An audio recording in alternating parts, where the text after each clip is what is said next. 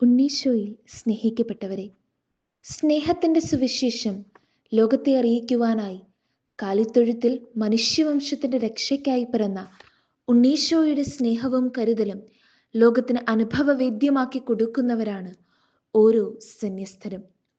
പ്രേക്ഷിത പ്രവർത്തന രംഗത്തും ആതുര ശുശ്രൂഷാ മേഖലയിലും വിദ്യാഭ്യാസ മേഖലയിലുമെല്ലാം സമർപ്പിതർ നൽകുന്ന സംഭാവനകൾ നിരവധിയാണ്. തങ്ങളുടേതായ എല്ലാ സുഖ സൗകര്യങ്ങളും വെടിഞ്ഞ് അനുസരണം, ദാരിദ്ര്യം, ബ്രഹ്മചര്യം എന്നീ 3 വ്രതങ്ങൾ സ്വീകരിച്ച് സഭയ്ക്കും സമൂഹത്തിനും വേണ്ടി ശുശ്രൂഷ ചെയ്യുന്നവരാണവർ. മനുഷ്യന് വേണ്ടിയല്ല, കർത്താവിന് വേണ്ടി എന്ന പോലെ സന്മനസ്സോടെ ശുശ്രൂഷ ചെയ്യണം.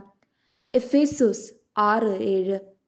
മനുഷ്യരിൽ ദൈവത്തിന്റെ മുഖം ദർശിച്ച് യാതൊരു പരാതിയും പരിഭവവുമില്ലാതെ ശുശ്രൂഷ ചെയ്ത വിശുദ്ധ മദർ തെരേസായും വാഴ്ത്തപ്പെട്ട റാണി മരിയായുമെല്ലാം നമുക്ക് മാതൃകയാണ്.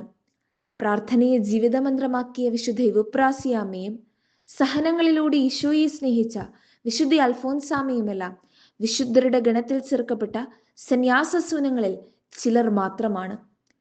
ക്രിസ്തു കേന്ദ്രീകൃതമായ ജീവിതം നയിക്കാൻ വിളിക്കപ്പെട്ട സന്യസ്തർക്ക് പ്രശ്നങ്ങളുടെയും പ്രതിസന്ധികളുടെയും നടുവിൽ നിൽക്കുമ്പോൾ സഭാമക്കളുടെ പ്രാർത്ഥന മാത്രമേ ആശ്വാസപ്രദമാവുകയുള്ളൂ.